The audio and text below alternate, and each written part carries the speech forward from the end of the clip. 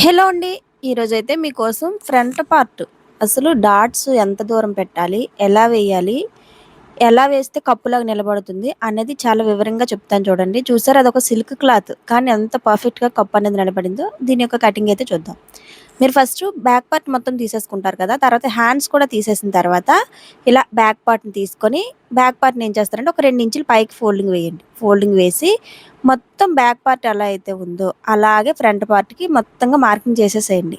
ఇదిగోండి ఈ విధంగా మార్కింగ్ చేసేస్తే ఇలా వస్తుందనమాట. యాక్చువల్‌గా నేను ఈ వీడియో చెప్పకూడదు, చెప్పాలనే ఆలోచన రాలేదు. కాకపోతే ఒక సిస్టర్ కామెంట్ జస్ట్ అప్పుడే చూసాను. "అక్క నాకు ఫ్రంట్ పార్ట్ కుదరటం లేదు. ఒకసారి చెప్పండి" అని అన్నారు. అందుకే నేను ఒకసారి వెంటనే చెప్దాం కదా అని చెప్పి ఇది తీశాననమాట. అందువల్ల మీకు ఫ్రంట్ పార్ట్ గీసిందైతే నేను చూపించలేకపోయాను. ఆ 2 ఇంచెస్ ఫోల్డింగ్ వేసి మొత్తం మార్కింగ్ వేసేసిన తర్వాత ఒక హాఫ్ ఇంచి లో షేప్ కూడా మార్కింగ్ చేసేసేయండి. మార్కింగ్ చేసేసిన తర్వాత ఇప్పుడు హైట్ అనేది ఎలా కొలుచుకోవాలో చూపిస్తాను చూడండి. ముందు మీ మెజర్‌మెంట్ బ్లౌజ్ అనేది ఇలా పెట్టండి. ఇలా పెట్టి డాట్ పైన షోల్డర్ దగ్గర నుంచి చూడండి. హూక్స్ పట్టీ వైపయితే తీసుకోండి హైటు.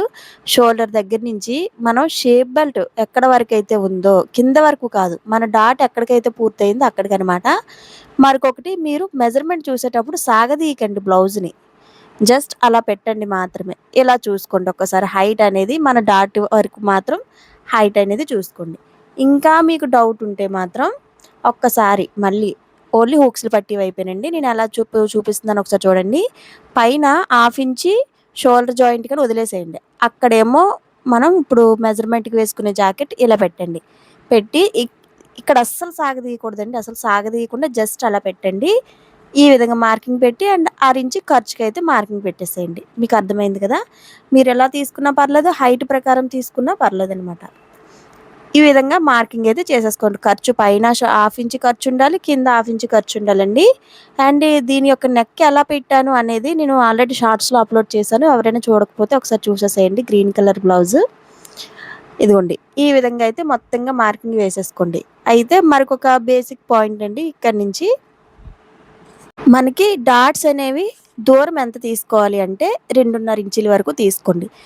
ఓకేనా? అదే తక్కువ బ్రెస్ట్ ఉండి కొంచెం చిన్న సైజ్ వాళ్ళకంటే అంటే ఏజ్ గూడా తక్కువ ఉన్నట్లయితే 2 ఇంచుల వరకు తీసుకోండి. ఇప్పుడు అక్కడి నుంచి దూరం అనేది మీకు ఒక పావు తక్కువ 3 ఇంచుల వరకు అయితే తీసుకోండి. ఎవ్వరికైనా సూట్ అయ్యేదైతే పావు తక్కువ 3, హెవీ బ్రెస్ట్ ఉంటే 3 ఇంచులు తీసుకోండి.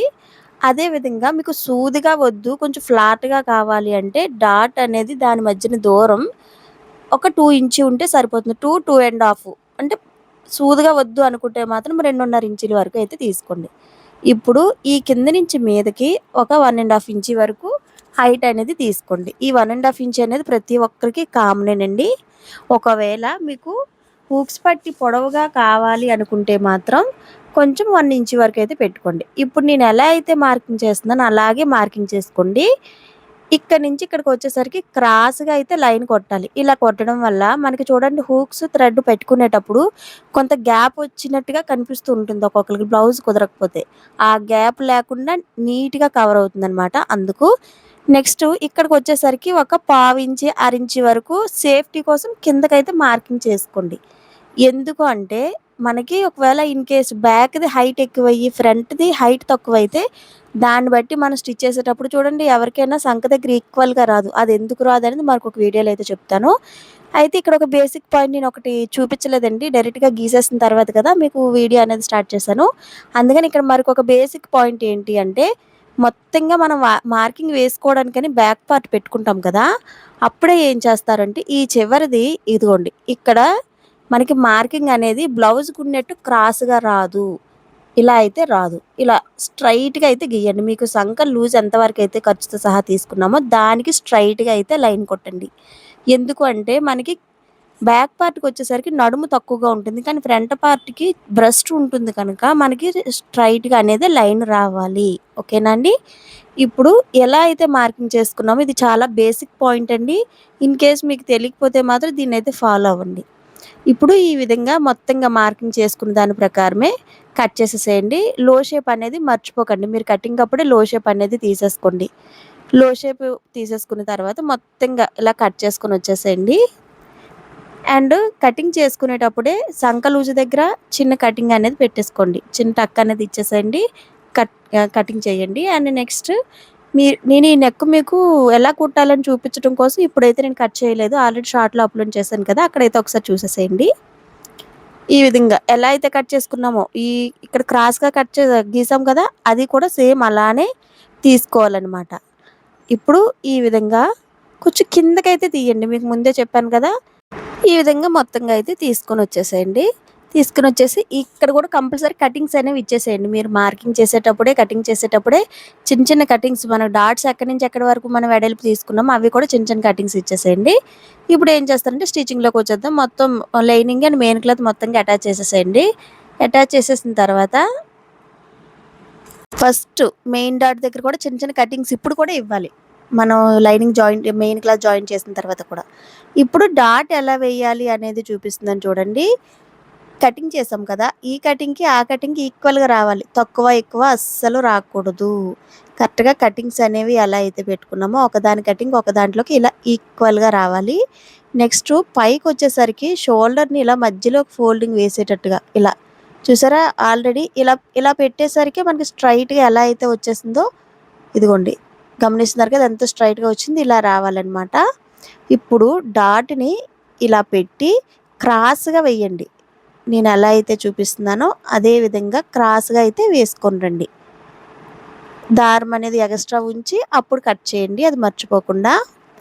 ఇప్పుడు ఇటు సైడ్ డాట్ ఉక్స్ పట్టే వైపు డాట్ అనేది వేస్తున్నాను చూడండి. కరెక్ట్‌గా ఇలా మిడిల్‌లోకి ఫోల్డింగ్ వేసుకొని కరెక్ట్‌గా ఇలా రావాలండి మిడిల్‌లోకి. ఇప్పుడు ఇటు సైడ్ కూడా ఒక పావించి వెడల్పులో డాట్ అనేది మరీ పొడవుగా కాదు, మరీ పొట్టిగా కాదు. పర్వాలేదు. అలాగని ఎంత భయమేమి కాదండి. చాలా సింపులే. ఇలా వేయండి. ఇలా వేసేసిన తర్వాత ఇప్పుడు ఏం చేస్తారంటే మీ రైట్ హ్యాండ్‌లో 2 ఫింగర్స్ మీకు ఎలా అవైలబుల్ అయితే అలా అవైలబుల్ 2 డాట్స్‌లోని ఇలా పెట్టండి. ఫింగర్స్ అనేవి పెట్టి ఇప్పుడు లెఫ్ట్ హ్యాండ్‌లో ఏదో ఒక ఫింగర్‌తో ఇలా అనండి. మనకి ట్రయాంగిల్ షేప్ చూసారా ఎంత క్లియర్‌గా వచ్చిందో ట్రయాంగిల్ షేప్ అనేది. ఇలా ట్రయాంగిల్ షేప్ రావాలనమాట. గమనించండి. ఇలా ట్రయాంగిల్ షేప్ వచ్చేసరికి జస్ట్ అక్కడ ఫింగర్‌తో ఇలా పట్టేసుకొని లెఫ్ట్ హ్యాండ్‌తోని వెంటనే ఈ ఫింగర్స్‌ని తీసేసి ఇలా రైట్ హ్యాండ్‌తో కరెక్ట్‌గా డాట్ ఇక్కడి వరకు రావాలి అనేది మనకి క్లియర్‌గా తెలిసిపోయిద్దండి. మనకి ఆటోమేటిక్‌గా తెలిసిపోయిద్ది. నెక్స్ట్ ఇక్కడ ఇంకొక పాయింట్ ఏంటి అంటే మనం కరెక్ట్‌గా పెట్టామా లేదా? చూడండి మళ్ళీ చూపిస్తున్నాను చూడండి. ఇదిగోండి. ఈ విధంగా పెట్టాక ట్రయాంగిల్ షేప్ కరెక్ట్‌గా వచ్చిందా లేదా? అనేది ఎలా తెలుస్తది అంటే మనకి ఇక్కడికొచ్చేసరికి సంక దగ్గర డాట్ వేసేటప్పుడు ఎక్కువ తక్కువ రాకూడదు. ఈక్వల్‌గా రావాలి. ఎక్కువ తక్కువ వస్తే డాట్ అనేది కరెక్ట్‌గా రాలేననమాట. ఈక్వల్‌గా వస్తేనే అసలు అటు ఇటు కూడా కదలకుండా ఈక్వల్‌గా వచ్చినట్టుగా పెట్టేసి డాట్ వేయడం అయితే స్టార్ట్ చేయండి. ఇది కూడా మరీ హైట్ కాదు, అలాగని మరీ తక్కువగా కాకుండా ఇలా పొడవుగా కాకుండా, పొట్టిగా కాకుండా ఇలా వేయండి. చూసారా ఎంత పర్ఫెక్ట్‌గా వచ్చిందో పఫ్ అనేది? చూసారా? ఈ విధంగా అయితే వచ్చింది. అయితే మీకు ఇంకొక విషయం చెప్పడం మర్చిపోయానండి. దీని నెక్ అనేది నేను పెట్టలేదు. మరొక బ్లౌజ్‌ది నేను పెట్టాను. సేమ్ ఇదే నెక్ కావాలి అనుకుంటే ఒక వైట్ కలర్ బ్లౌజ్ పెట్టాను చూడండి. ఇప్పుడు మరొక సైడ్ కూడా ఎలా వేయాలి అనేది మీకు క్లియర్‌గా అయితే చూపిస్తాను. ఇదిగోండి. చూసారా? కప్ అనేది ఎంత నీట్‌గా నిలబడిందో. ఇంకా మీకు క్లియర్‌గా అర్థం అవ్వడం కోసం మరొక సైడ్ కూడా ఎలా కుట్టాలనేది మీకు క్లియర్‌గా చూపిస్తాను. చూసేసేయండి. ఇదిగోండి. ఈ డాట్స్ అనేవి ఇలా కరెక్ట్‌గా పట్టుకోండి. ఇలా కరెక్ట్‌గా మిడిల్‌లోకి అయితే కరెక్ట్ రావాలండి. మనకి 2 డాట్‌లకి కటింగ్ ఇచ్చాం కదా! ఇలా ఫస్ట్ మెయిన్ డాట్ అయితే వేసేసేయండి.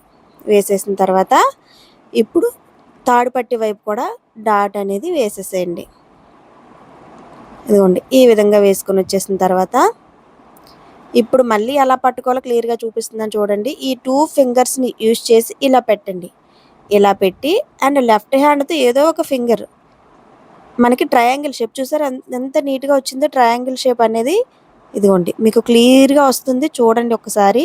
షేప్ అనేది ట్రయాంగిల్ షేప్ అనేది ఇలా కరెక్ట్‌గా రావాలి అనమాట. ఇదిగోండి. చూసారా? మనకి క్లియర్‌గా కనిపిస్తుంది. అప్పుడు ఏం చేస్తారు అంటే లెఫ్ట్ హ్యాండ్ ఫింగర్ తీయకుండా రైట్ హ్యాండ్ తీసేసి కరెక్ట్‌గా మనకి ఎక్కడి వరకు అయితే వచ్చిందో షేప్ అనేది ట్రయాంగిల్ షేపు అలా పట్టుకోండి. అండ్ కింద నుంచి డాట్స్ కూడా ముందు 2 డాట్స్ వేసాం కదా! అవి కూడా ఇలా మిడిల్‌లోకి పట్టుకుంటే మనకి కరెక్ట్‌గా వచ్చేస్తుందనమాట. ఒకసారి అయితే ట్రై చేయండి. మీకు కుట్టిన తర్వాత మొత్తం బ్లౌజ్ అయిపోయాక మీకు పర్ఫెక్ట్‌గా వచ్చిందా లేదా అనేది కామెంట్‌లో అయితే చెప్పండి. ఇదిగోండి. చూసారా ఎంత నీట్‌గా వచ్చిందో? ఇంతే అండి. చాలా ఈజీగా ఉంది కదా! ఇలాంటి వీడియోస్ మీకోసం ఎప్పటికప్పుడు షేర్ చేస్తూ ఉన్నాను. అండ్ మీకు నేను చెప్పే విధానం నచ్చినట్లయితే వెళ్ళే ముందు సబ్స్క్రైబ్ చేయడం మర్చిపోకండి. ఇలాంటి మంచి మంచి వీడియోలు మీకోసం ఎప్పటికప్పుడు పంపిస్తూ ఉంటాను. లైక్ చేయండి, షేర్ చేయండి. Thank you.